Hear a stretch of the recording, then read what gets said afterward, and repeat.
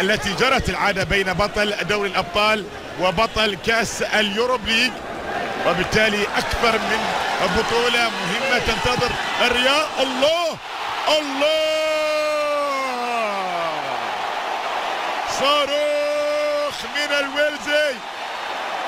الويلزي اللي السيد كارلو أنشيلوتي يقول بأن جاريث بيل سيقدم المستوى الأفضل بالنسبة له في هذا العام.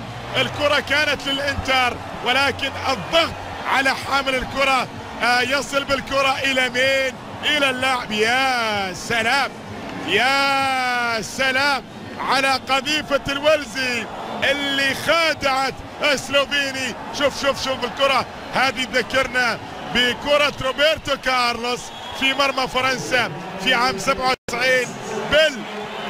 جاريث بيل نعم يسدد ويسجل واحدة من أجمل الأهداف التي سجلت حقيقة منذ فترة ليست بالقصيرة.